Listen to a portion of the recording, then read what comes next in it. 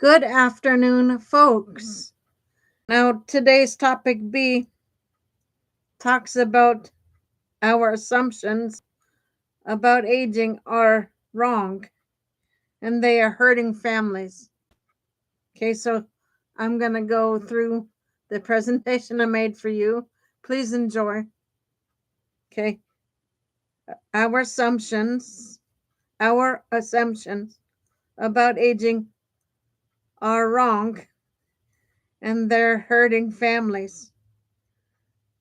We like to imagine aging as a gentle slope, a slow fade from independence to need, a predictable journey that families can manage with enough love and planning. But anyone who has cared for an aging parent knows the truth. Aging today is volatile, fast changing, and profoundly shaped by medical complexity and the assumptions we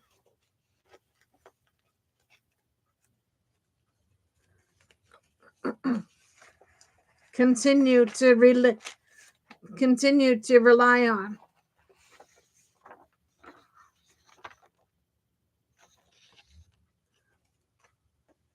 Clinically, culturally, and politically are not just outdated, they are dangerous.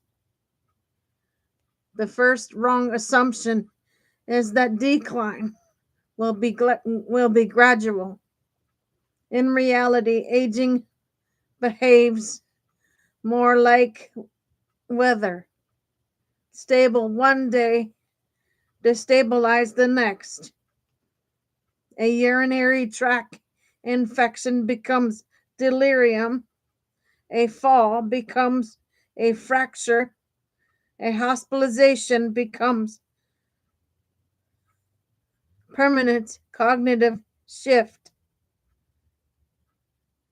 Families often say it happened so fast, but the problem isn't speed, it is that our expectations were built on different eras, on a different era.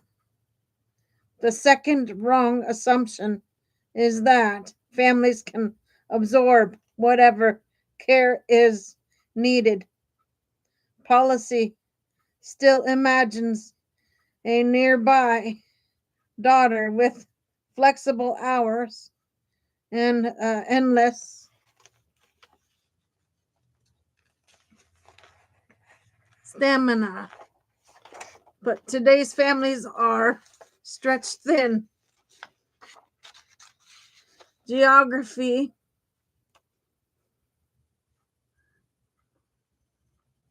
scattered and already caring for children, spouses, and their own chronic conditions.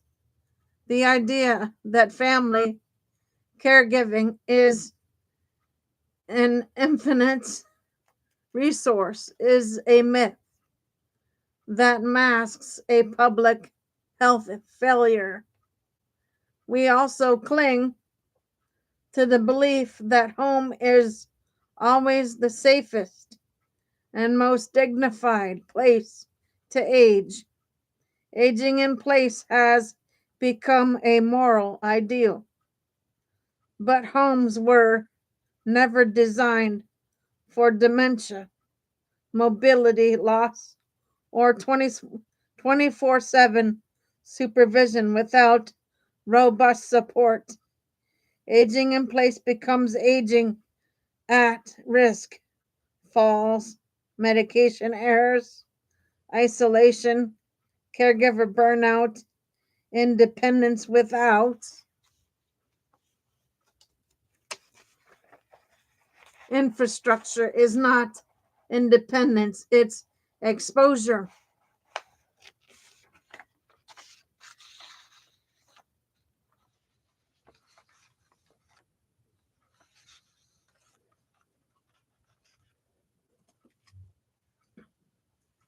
And then there is the stigma around institutional care. We treat assisted living or memory care as the last resort, a sign of giving up.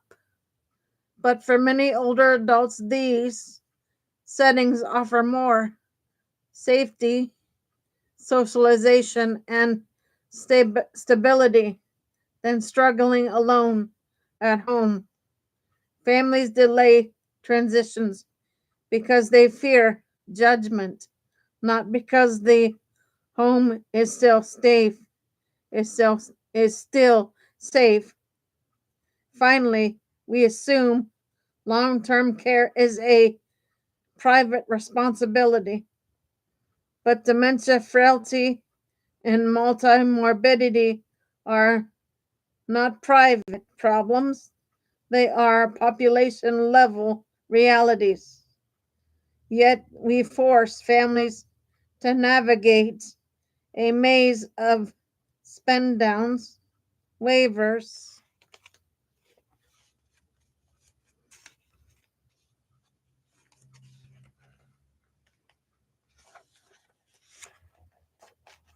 wait lists,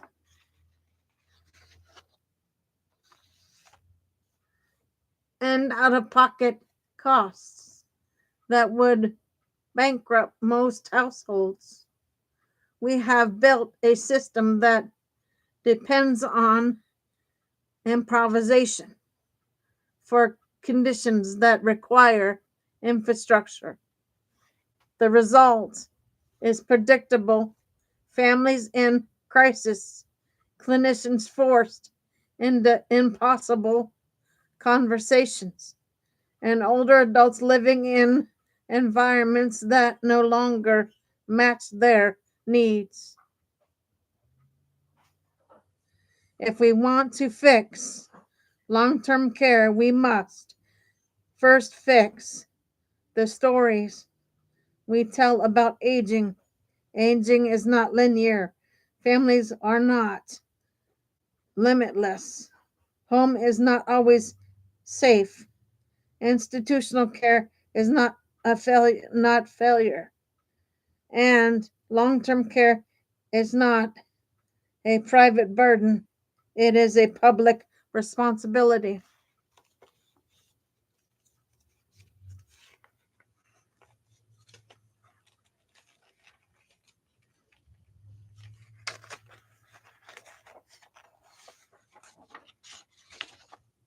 The cracks in our assumptions are widening.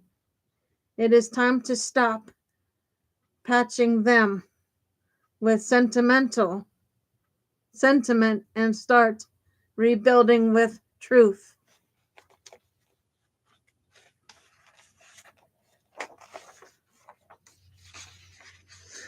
Okay, here, guys, here's the second part of B for you. Pennsylvania focused op-ed about long-term care and urgency and clarity. So here we go. The title is Pennsylvania is aging faster than our policies, and our assumptions are holding us back. Pennsylvania is one of the oldest states in the country. More than 2.4 million Pennsylvanians are over 65, and by 2030,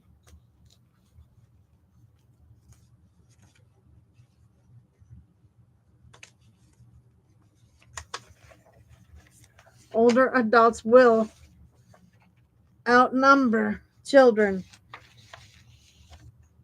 Yet our policies still rely on the assumptions about aging that belonged to a different era, assumptions that no longer match the medical complexity, workforce shortages, and family realities of life in the Commonwealth. These assumptions aren't just outdated, they are actively harming older Pennsylvanians. and the families trying to care for them. The first wrong assumption is that aging follows a slow, predictable decline. In practice, aging in Pennsylvania looks like validity, a sudden fall; in Erie, a delirium inducing infection; in Altoona, a medication error; in Philadelphia, our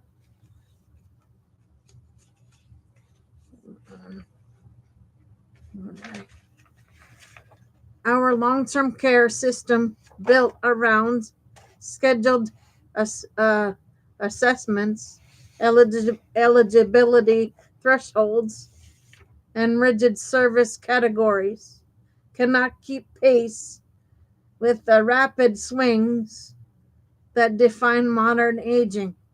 Families are left scrambling because the system assumes stability where instability is the norm. The second wrong assumption is that families can absorb whatever care is needed. Pennsylvania Pennsylvania's long-term care infrastructure still rests on the belief that a nearby daughter or son can step in, but our families are stretched thin. Many caregivers live hours away, work multiple jobs, or are caring for children and aging parents simultaneously in, in rural counties.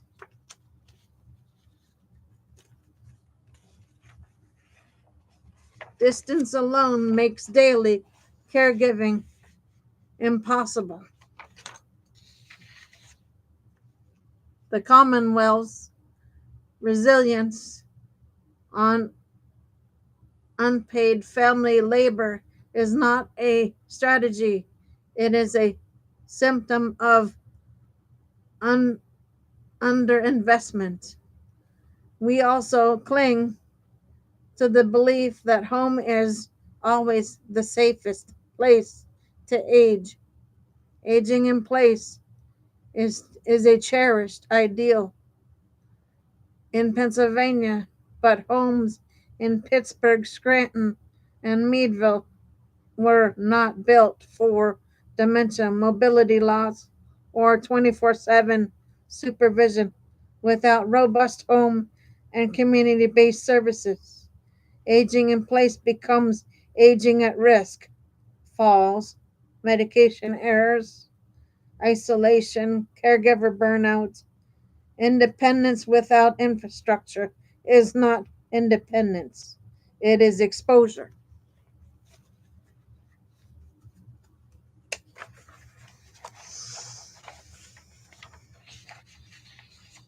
And then there is the stigma around institutional care. Pennsylvania families often delay transitions to assisted living or memory care because they fear judgment or believe placement represents failure. But many of these facilities, especially when adequately staffed, provide more safety and, and stability than struggling alone at home. The Commonwealth's regulatory and reimbursement structures should reflect this reality instead of reinforcing outdated stigma. Finally, we assume long term care is a private responsibility, but dementia, frailty, and multimorbidity are not private problems, they are statewide realities.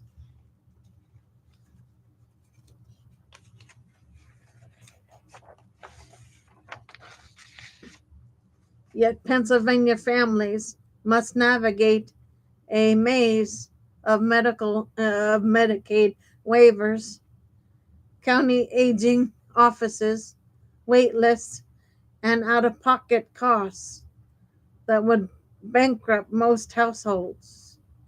We have built a system that depends on improvisation for conditions that require infrastructure. The consequences are visible everywhere. Emergency departments overwhelmed by preventable crises, nursing homes unable to hire enough staff, home care agencies turning away clients, and families collapsing under the weight of care they were never meant to carry alone. If Pennsylvania wants to build a long-term care system worthy of its aging uh, population, we must start by abandoning the myths that have guided policy for decades. Aging is not linear. Families are not limitless. Home is not always safe. Institutional care is not failure. And long-term care is not a private burden. It is a public responsibility. The Commonwealth has an opportunity right now to lead the nation in reimagining aging, but only if we begin with the truth.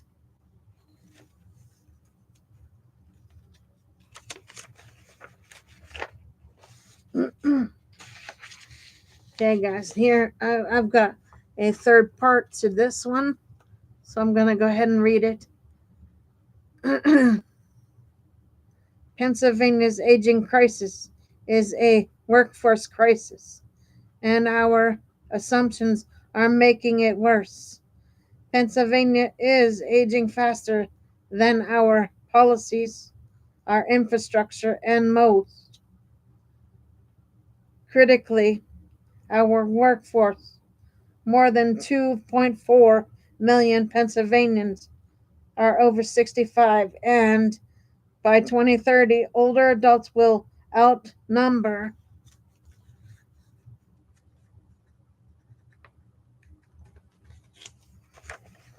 children.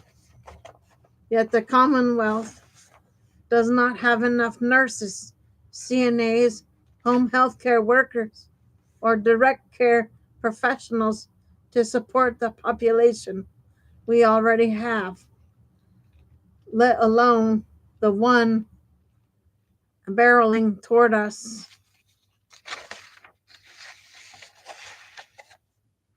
The reason is simple. Our assumptions about aging are wrong, and those assumptions are baked into policy. The workforce reality Pennsylvania is facing. Every sector of long-term care is strained. Nursing homes report CNA vacancies rates exceeding 20 to 25% statewide, with some rural facilities reporting 40% vacancy in direct care roles.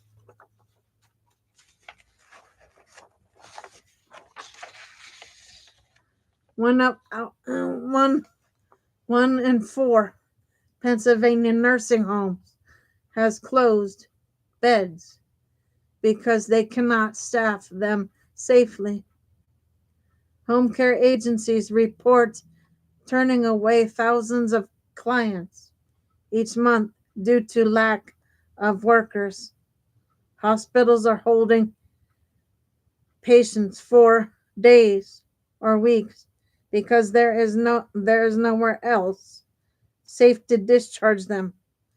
Pennsylvania will need an estimated 20,000 additional direct care workers by 2030 just to maintain current service levels, levels that are already inadequate.